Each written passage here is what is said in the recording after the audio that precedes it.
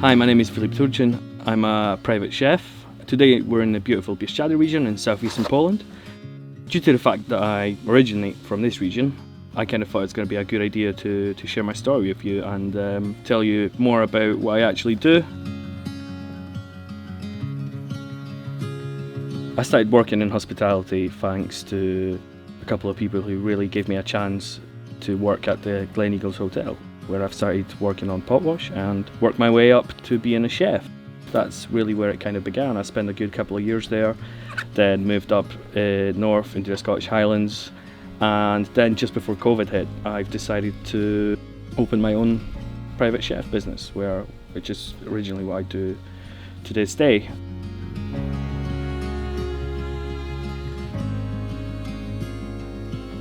Being a private chef is a lot different than being a chef in a hotel or in a restaurant.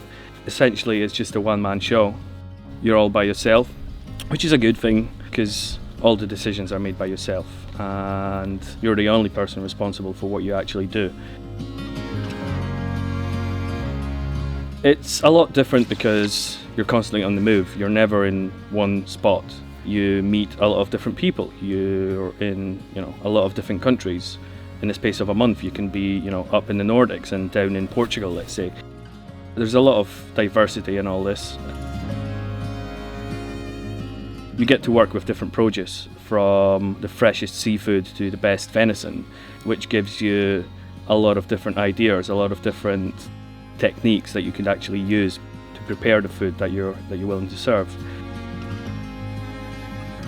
And yeah, this is really what it's all about.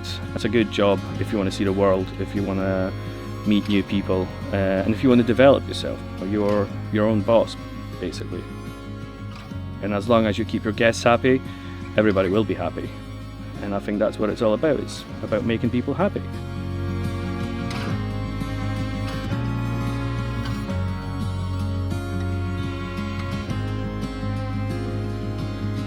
Probably the last maybe 4 or 5 years I've actually developed a style of my own, I'd like to believe so, which I'm still working on.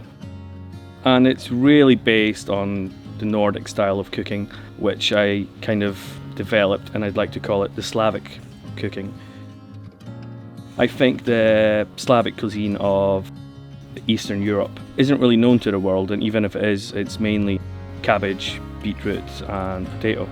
And even if it's only that, it can be a good piece of cabbage, a good potato, or whatever.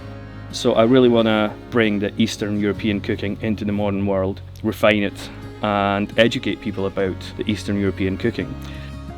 This is why I do a lot of foraging during the summer season. This is why I do a lot of fermenting. This is why I do a lot of pickling, all this kind of stuff. It's in my heritage, and I think that's what it should be about. You should actually start by going back to the roots and making sure that you're cooking with the produce that you're familiar with and make the most of it. My goal is to develop myself as a chef, to learn new things, because even though I've spent nearly 10 years in the industry nowadays, I still think I've got loads to learn. And that's the beautiful thing about this industry, that you never stop learning. It doesn't matter if you're an 18-year-old chef or an 80-year-old chef, you're still learning, you're still developing. There's still different produce, different techniques that you could use that you've never seen. I think the biggest achievement that I'd like to accomplish, and that would be open my own restaurant, which would probably be every chef's dream.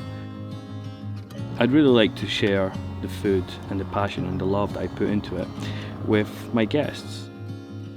Definitely owning a restaurant would be giving me a lot of freedom in what I do, and it would really help me source the right produce at the right time of the year, make it very seasonal, very fresh, very local.